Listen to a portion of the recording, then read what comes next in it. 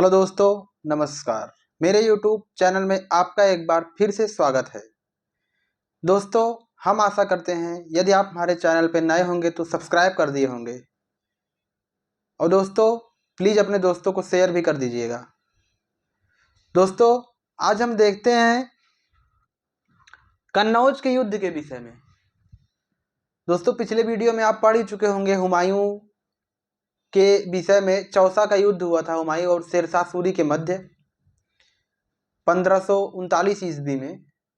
चूंकि दोस्तों 1539 ईस्वी में शेरशाह सूरी के द्वारा तो हुमायूं परास्त हो गया था, लेकिन उस समय भारत छोड़ के भागा नहीं था हुमायूं। क्या हुआ कि अगले ही वर्ष कन्नौज का युद्ध। दोस्तों, ये कन्नौज का जो क्षेत्र है ये कानपुर के मध्य पड़ता है, वर्तमान कानपुर के मध्य। तो क्या है कि कन्नौज का युद्ध इसे बिलग्राम का युद्ध भी कहते हैं। कुछ इतिहासकार इसे बिलग्राम का युद्ध भी कहते हैं।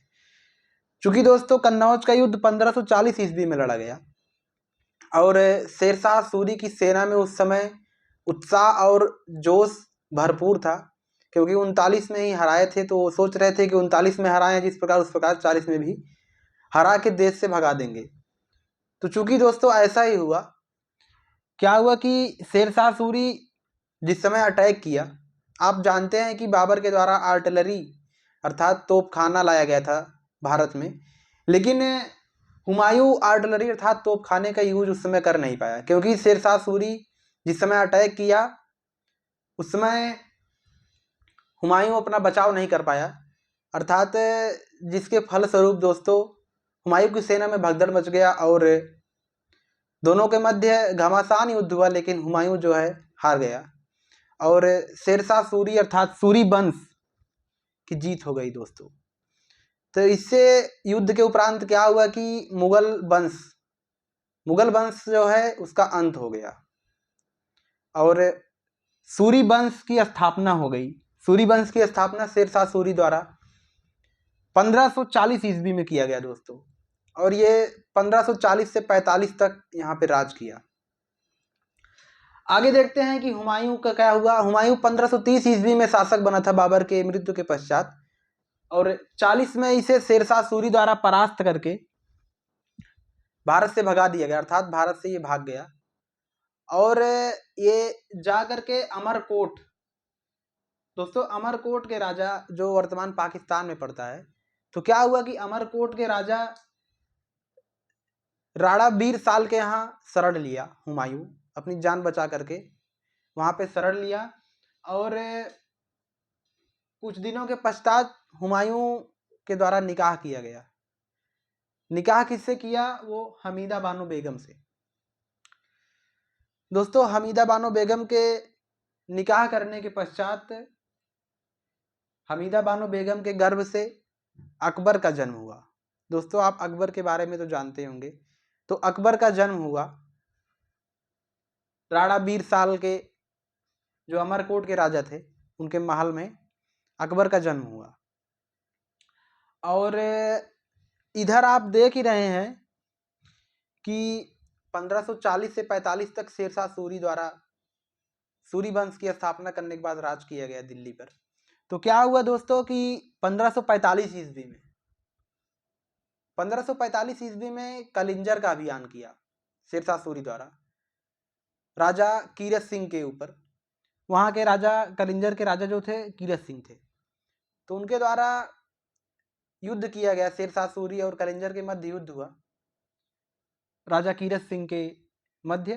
तो दोस्तों चूंकि क्या हुआ कि शेरशाह सूरी द्वारा जो तोप का गोला निकला, अर्थात जब तोपें चली तो उनका ही गोला उनके आकर के क्या कहते हैं कि किले में गिर गया, और जिससे वहां गोले बारूद से भरा हुआ किला था और उसमें आग लग गई दोस्तों।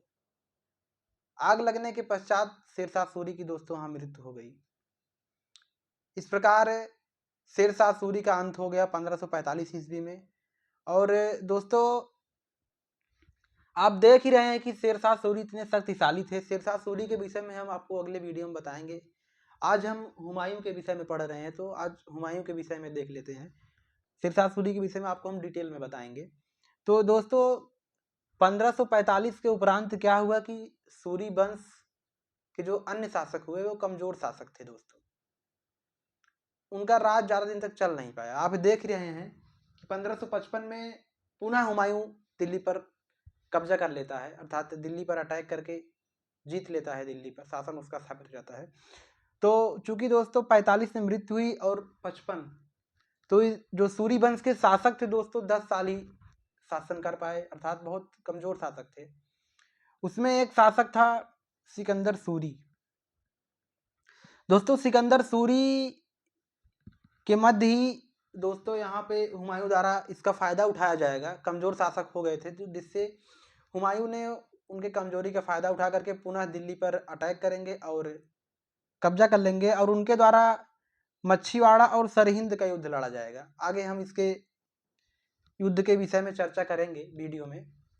तो चूंकि दोस्तों क्या हुआ कि उस समय जब हुमायूं यहाँ से भागा, अमरकोट के यहाँ तो शरण लिया है तो आपको बता ही दिए हैं, और शादी करने के उपरांत यह अपने सेना के संगठन में लग गया दोस्तों। ये सोचा कि हम अपने सेना को संगठित करके फिर से दिल्ली पर कब्जा किया जाए, तो वो फारस के राजा शाह से मदद के लिए गया।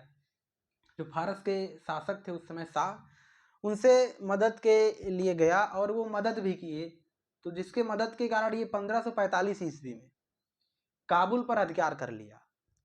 आप देख ही चुके हैं दोस्तों पिछले वीडियो में कि बाबर के द्वारा भी काबुल पर अधिकार किया गया था, उसके बाद वो इब्राहिम लोदी को परास्त करके दिल्ली पर अधिकार किए थे। तो उसी प्रकार हुमायूं भी काबुल पर अधिकार कर लिया और अपने सेना के संगठन शुरू कर दिया, अर्थात सेना को संगठित करना शुरू कर दिया, अटैक करने के लिए युद्ध की तैयारी शुरू कर दिया।